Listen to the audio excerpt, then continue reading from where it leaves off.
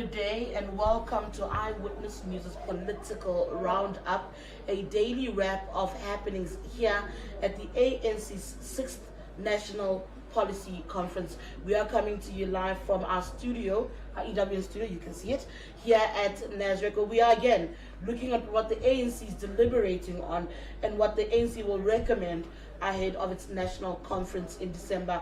Of course, this is an important chapter towards its elective conference. The ANC looks at its plans, it reviews its policies that determine how it governs, and then makes recommendations about the way forward and what should be happening over the next 5 years.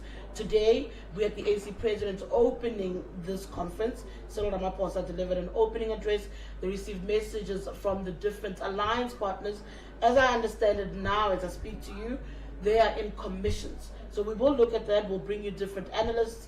We'll bring you some of my colleagues at Eyewitness News to chat about what they're observing as the ANC reaches this particular chapter. And I think at an incredibly difficult time for the governing party. They all say it's a difficult time. The party leader today saying it's in a vulnerable position. You hear members themselves saying it's do or die time. Whatever happens here will determine what will happen to the ANC in 2024. And of course, when I say 2024, I am referring to the national elections where South Africans will go to the polls and determine who should take us forward as a country. I think the ANC is dithering.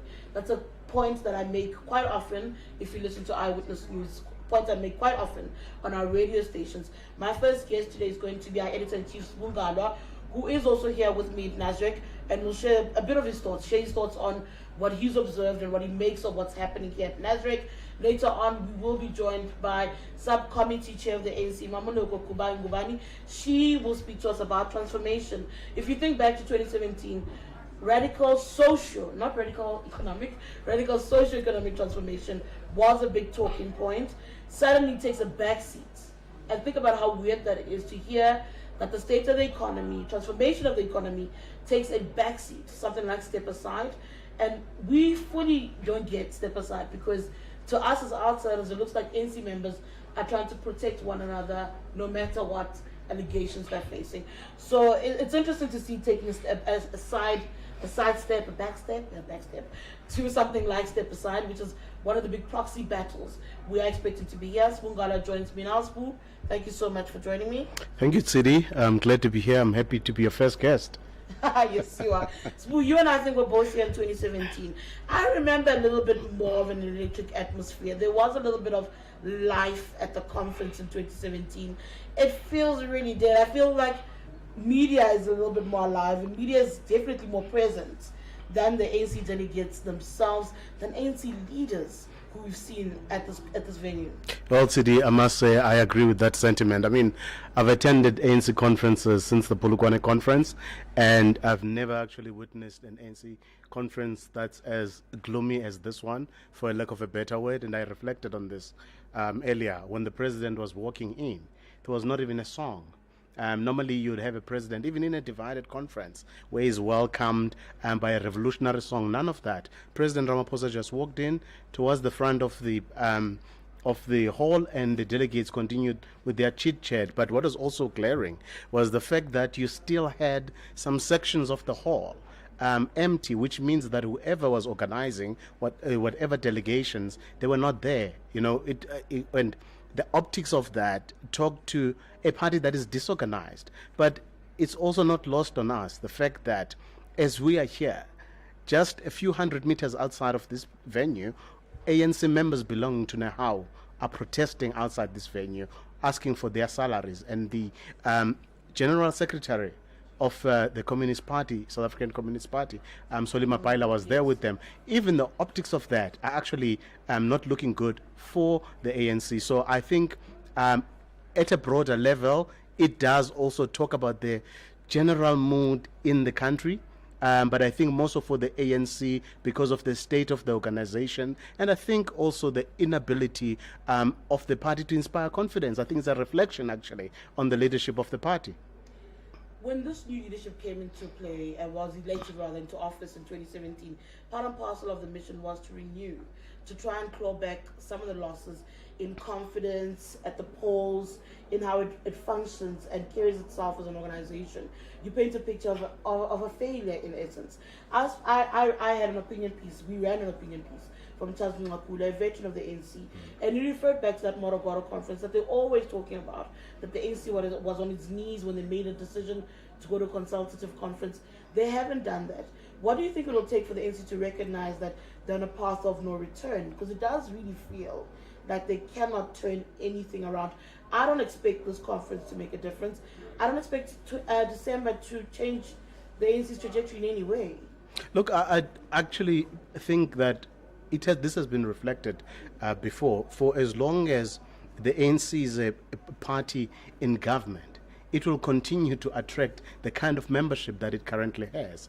If you listen to what the president was saying earlier today, he actually says that the ANC is in its worst position since the advent of democracy. Now that is an indictment on him and his leadership, in terms of what they have not been able to do since the last conference, which was his hurrah, when he won in fact, this very venue here at Nasrec in 2017, where there was this great hope. The country was pregnant with excitement and also expectation of a party that was turning the corner from the destructive politics of the President Zuma. So there was that great expectation that things would turn for the best, and I think that the president has kind of squandered that opportunity. So between now and December, I don't think much is going to change. Safe to say that, back to your question, I think the one thing that will only awaken the ANC is actually if the ANC is challenged in an election, and that they probably come under 50%, where they now realize that they cannot govern alone. And I think that's likely to happen in 2024, because the levels of arrogance have not dissipated. No, if you look at how the ANC performed in the local government elections, in Gauteng, it's not in charge of all the metros, right?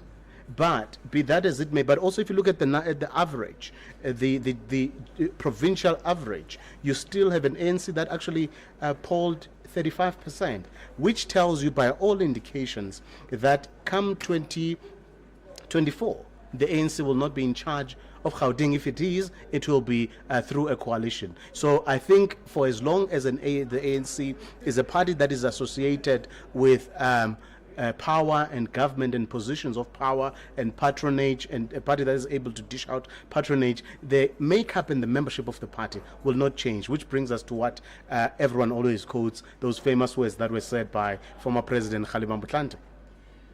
I want to talk about two issues that have consistently come up. I already mentioned step aside as one of the big issues that people keep talking about, but one of the other issues that I'm seeing is former President Jacob Zuma's name being mentioned quite often, which is at odds really with what you see when you see former President Thabo Mbeki, who's attempting to help the ANC. But I'll get to that one later. Let's speak about step aside, where KZN came out saying we want it completely removed. Do you think that, again, is it for political expediency where this is the issue consistently brought to the table? Is it just purely about protecting each other's interests and making sure that we help one another ascend to the top of the organization, again, clamor for resources? Is it purely that, this approach to step aside? Or is there a point to be made to say, this resolution has eyes, this resolution targets only said people? Look, I would argue that it's all about expediency and all about self-preservation, because the fundamentals of the resolution is actually about rescuing an already battered party image, a party that has now become synonymous with corruption in the eyes of the public, and a party which, in its own reflection, in its various discussion documents, talks about how it is perceived in public that it is a party of poor service delivery, it is a party that cannot govern, it is a party that has collapsed the economy of this country, and also that it is a party that is tolerant of corruption. So step aside was meant to be a turning point, and by all accounts, from an ethical point of view, any party worth its salt would understand why it is important for anyone who is implicated in wrongdoing or corruption ought to, for the benefit of the party, if they care about it, step aside until such time that their issues are resolved. Now, the fact that that very Step Aside is now on the table once again, and there's a KwaZulu-Natal that's calling for its scrapping.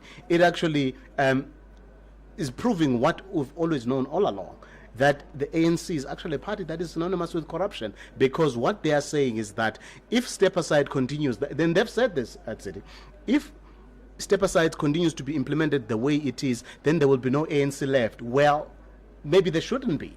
Maybe they shouldn't be indeed. You know, it always makes me think about, Step Aside always makes me think about the rise of the Integrity Commission of the ANC, Integrity Committee, that came about because the disciplinary committee of the ANC was seen as a body being used to deal with political targets. Think about the removal of people like Julius Malema from the organization. So they bring out this Integrity Commission, but it has no teeth. It is a weak body, and one can make an argument that it remains pretty much that way. Because what we also found out today from ANC members is that the president did appear before the Integrity Commission. I don't expect much to come from that. I've heard lots of rumors about how that went. There's still no reports, even to ANC members, around the Phala theft saga. Where alleged millions of foreign currency was stolen. Some ANC members are also using that. I still want to go back to former President Jacob Zuma and Becky. But some members of the ANC are still using it also as a proxy battle. Some have said to me, this is the biggest scandal the country has faced. This is not going to go away. What is your sentiment about that? And do you think about the way he was received here? Is that part and parcel of Phala? Or is Phala just a side issue and an excuse being used in order not to deal with the president the way that they are? I think let's start with the Integrity Commission. So, on paper, the Integrity Commission is a noble idea, which is meant to be party elders who are not conflicted, who are not part of the faction. Yes, who are meant to give guidance, as would a council of elders. But even though on paper it looks like a good addition and a good committee, the reality is that the ANC has not given them teeth. There are recommendations of that very Integrity Committee that have not been implemented even today. There are members of the ANC that have appeared in front of the Integrity Commission, and those have not been implemented. So when the president says, I have subjected myself to the Integrity Commission, well, it sounds good on paper, because the reality is that just a few months ago, maybe a year ago, the Deputy Minister Masondo appeared before the Integrity Commission, and the Commission said he must be Step Aside. He must actually be probably removed as the head of the ANC's political school, but also as a deputy minister, and nothing came of that. So when there are people who are raising issues about the subjective or the selective application of rules, the ANC is not clean. But that ought not to go to mean that a resolution like the Step Aside resolution must also be thrown out because of that. What I expect will probably happen here is that you'll probably have an agitation by a number of groupings, including the most vociferous maybe being KwaZulu-Natal, and then you might have some kind of tinkering with Step Aside resolution as it stands, because what people do not understand is that there are no good and bad guys here, not in politics, right? period. And secondly, the Step Aside as it stands actually affects people across the political spectrum. So all the factions, be it RT or Taliban or Phala or whatever you call it, all of them are implicated. So it is in everyone's interest that it is probably tinkered with. That's what you'll probably find. I don't think the recommendation will be that it ought to be done. But when it comes to the president and how he was received, look, you can argue that Phala was an issue, but we know that ANC members do not regard allegations of corruption that seriously. That's our problem, not theirs. Exactly. Yeah, in fact, for some people, being in court and being alleged to have been involved in corruption is good political mileage in the ANC, because we've seen people rise to senior positions. My parting shot on that note. The name of former President Jacob Zuma is ringing even louder in the ANC than it has in a really long time. People in KZN specifically say he's been treated unfairly. You find a similar sentiment and views and empathy across many of the ANC's provinces, where people look at the national leaders of the ANC and say, you've done wrong by Msholozi. and that's part and parcel of where you go wrong and don't deserve continued support. Again, is it because of just what they believe perceived popularity of the former president, or does the former president still carry some political currency in 2022? I think he does carry political currency. But what that political currency is indicative of is the fact that the so-called RET faction has no leader. So they defer to their, for lack of a better word, political Dalai Lama, who is Yes. former President Zuma. Not that they want him to come back. The fact that they are able to coalesce around him shows what is lacking in terms of that faction, because the reality is that even if you look at the different slates, they don't seem to have a strong candidate who can stand up to President Ramaphosa come December. Now, the important fact here, Tshidi, is that, be that as it may, the ANC's members in KwaZulu-Natal who are saying that President Zuma was unfairly treated. President Zuma went before the courts. This was the decision of the Constitutional Court. There was nothing that the ANC leadership at any level could have done to change that. I don't think it's because they don't understand that, but I think that it's because they are looking for a figure to coalesce around and someone to hoist high as a matter of sorts, so that they can build a campaign towards December. As again, it says to me that they do not have a candidate. All right, I'm going to leave it at that with you. Thank you so much. That's my editor-in-chief, Eyewitness News editor-in-chief, Ngalwa, sharing his thoughts on some of the happenings that have been happening here at Nazareth. So, delegates of the ANC, it's a very muted conference, as Sbu pointed out. Definitely scaled down. Delegates are going into commissions. They are deliberating over those issues that we spoke about. So the economy, the state of the organization, what needs to happen with education, with health in the country. They're looking at all those key issues that affect everyday South African lives and their organization, and trying to make recommendations about the way forward. I did say to you earlier that I will be speaking to Minister Mmamoloko Kubayi. In this capacity, though, we'll be speaking to her as an NEC member and the subcommittee chair of the Economic Transformation Subcommittee of the ANC. And maybe she might have some of the answers about what the way forward is for the ANC. But first, I want you to listen to a little bit of the party's president's speech from earlier. In accordance with ANC tradition, that where we might have different views and approaches on various matters, we are always able to build and find consensus and emerge with coherent policy positions. So we promise the media and others who are doubtful that we will come out of here with clear policies, coherent positions, because we are the African National Congress.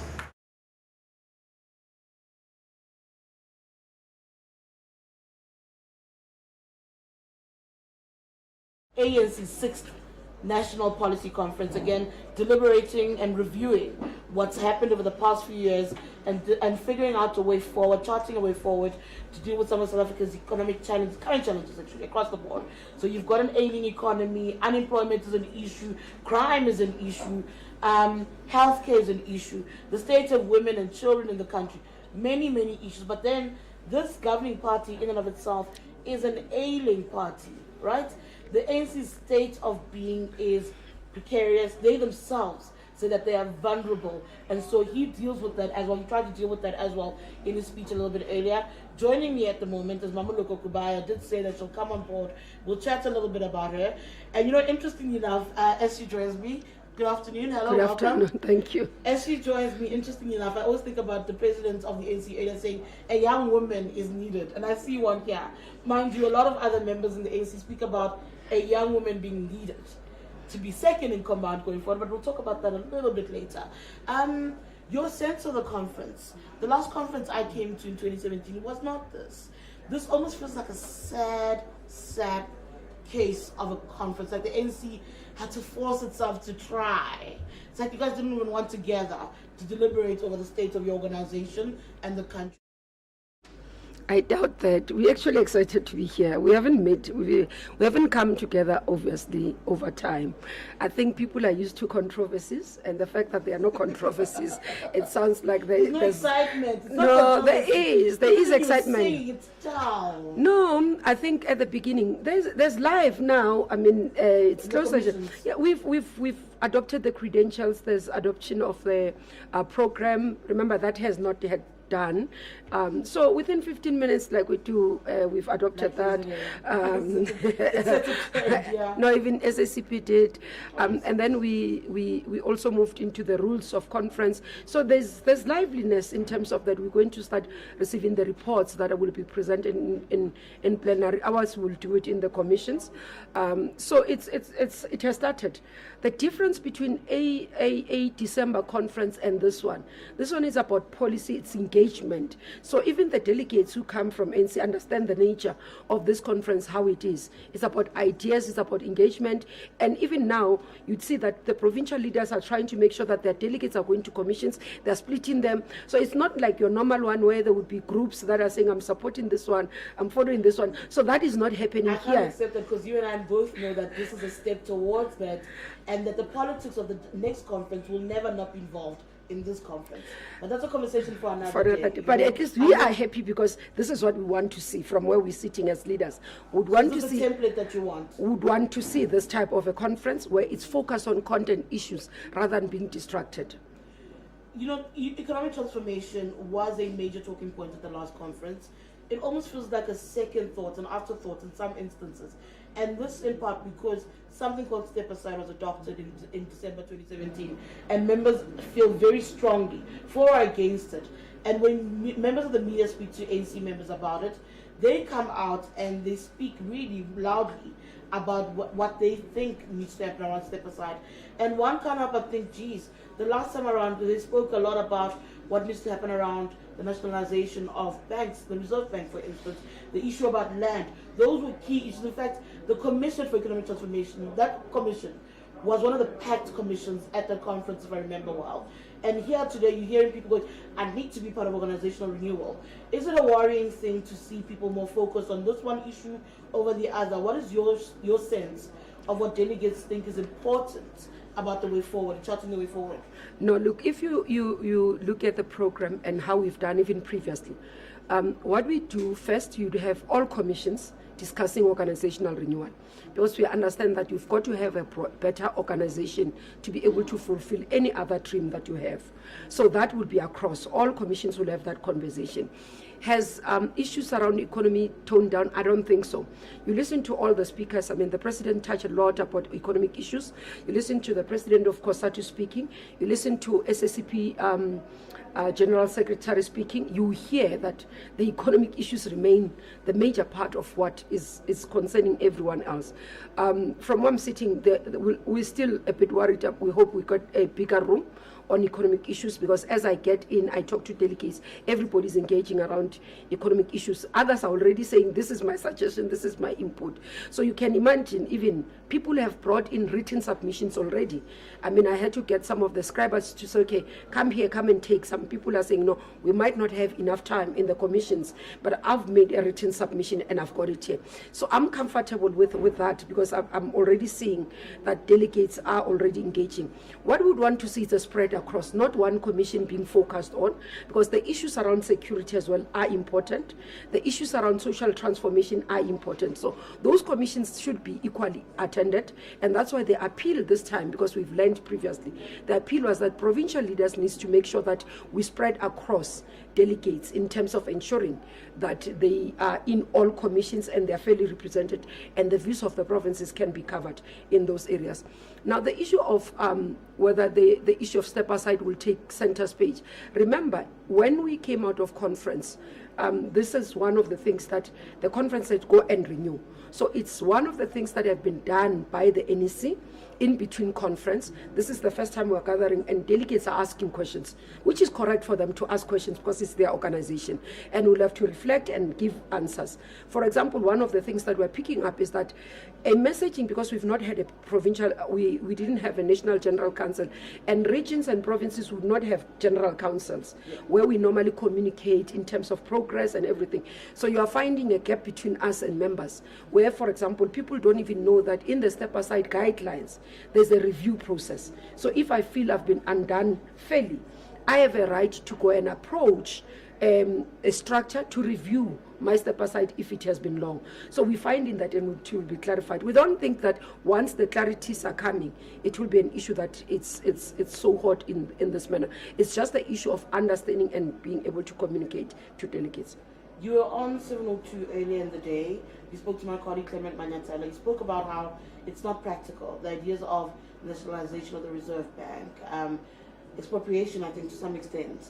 You said that some of these things are just simply not practical.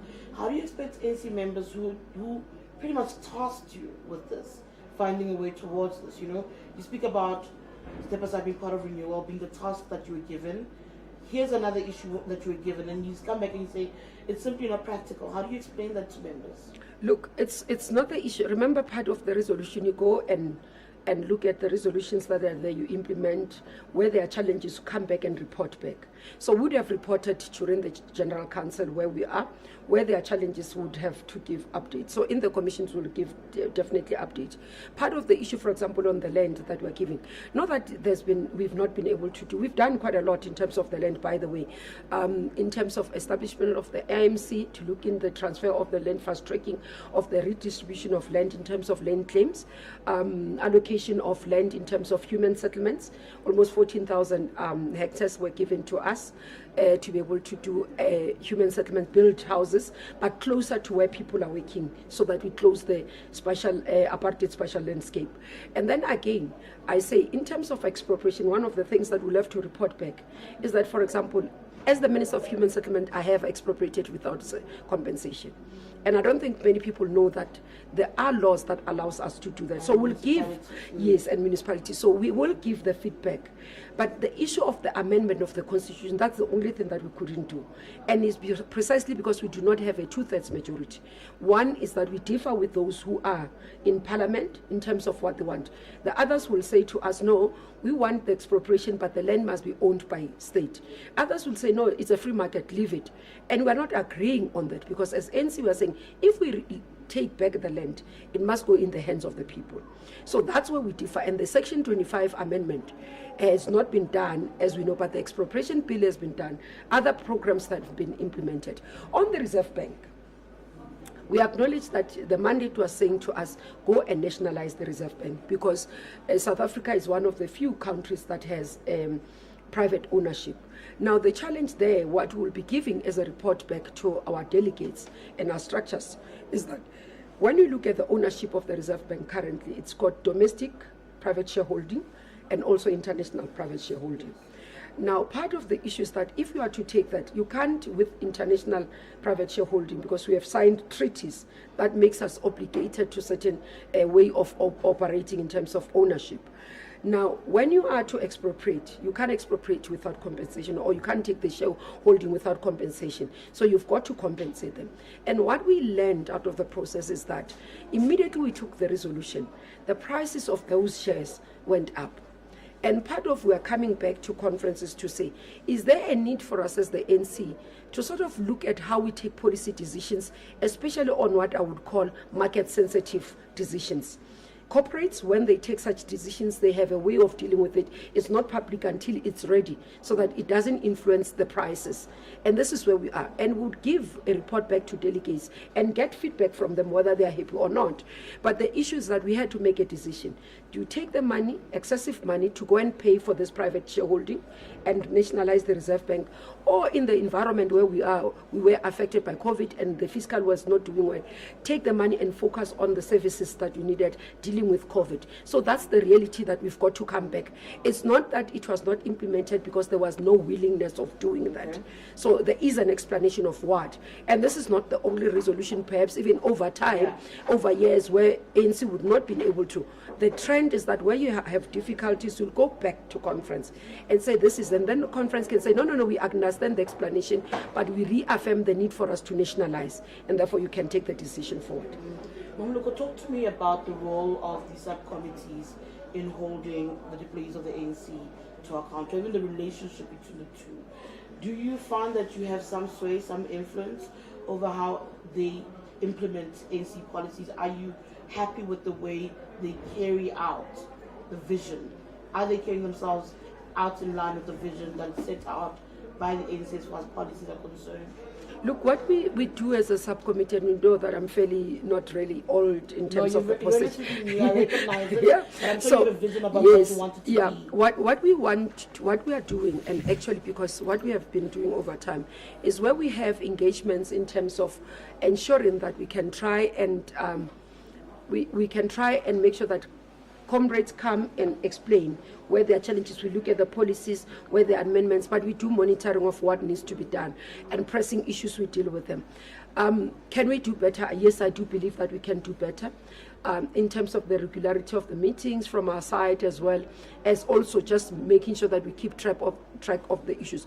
But major part around the monitoring and evaluation, ANC had taken a decision that will establish a full functional monitoring and evaluation, because as subcommittees, we do not have full-time staff that are looking at implementation. So you based on the program, what the issues you pick up, where you are able to do. So there isn't much capacity to be able to even verify when the colleagues are doing it. So we're utilizing even from the state, because fortunately I'm also in the chairperson in the state. So I'm able to see, okay, these are the issues that are pending that we need to take to the parties to go and review. So that's what we can do. I'm trying to wrap up. I've got two very quick questions. Yeah. There's been lots of criticism around. I'm going to talk about ESCOM, obviously, some of the SOEs and Praveen Gordhan, with even NEC members saying they're not happy with the subcommittees and whether or not the subcommittees call degrees and say, explain things to me. Was that fair criticism for people like Mmamoloko Kubayi to come out and say the subcommittees of the ANC are not doing their jobs, they're not calling degrees to account and to explain? They were at the time obviously speaking about South Africa being plunged into stage 6 load shedding and the ANC not having a clue that was coming. No, I don't think that it was a fair issue. We consistently have engagements with the deployees, including Comrade Pichi, even when the issues around the load shedding happened. Yes, because you can't want to micromanage deployees, that's another issue. So there's a difference. Ours is around policy. Where there are policy gaps and all those things. So we would do that from a subcommittee point of view. But if it's things like those in terms of planting, this Secretary General's office can call. It's not shifting responsibility, but it's for people to understand the role of the subcommittees in terms of holding, where we engage, look at the gaps and all that. But we did have a conversation with Comrade PG. We understood what the issues reflect, where we are unhappy about, and those things. And NEC eventually had a discussion. And just before I let you go, I said earlier they said they want a young man or woman to take the ANC forward, because the succession conversation is part and parcel of what's happening and what will play itself out here. Whether you acknowledge it or not, it is a fact. Your name has come up as potentially a young woman who might be worthy of being the next person to become deputy president of the ANC. My question for you, and it's something that I hear people asking all the time, what do you then bring to the table? The people who are supposedly vying for it will say, I've consolidated this province and that province, I've got support here, I've got this base, this constituency. One would ask Mmamoloko Kubayi, one, what is your reaction to your name being thrown in the hat? Secondly, what do you bring to the table? The nomination process has not been opened. It's just about yes, to open. No. It's not Just open. about. It's not open. Therefore, anyone who says I've got this, I don't think it's realistic. That's where I'm sitting. Nominations will tell us whether who has numbers, who doesn't, who is supported. Even myself, those who say that we're requesting you, because there are people, I can say that there are people who have approached me to say would want to support you. Can you raise your hand? And my response was that if I'm approached by structures of the organization to raise my hand, I will raise my hand. But you guys go back and work and make sure that you fulfill that responsibility and make it possible for me to raise a hand. Okay, oh, I must make it possible for you to raise your hand. Thank you so much. That's Mmamoloko Kubayi, ANC Economic Transformation Committee, Subcommittee Chairperson, speaking to us from Nasrec, where we will be bringing you daily updates on what's happening here. Thank you so much for tuning in. That's it from myself, Tshidi Madia, with the Eyewitness.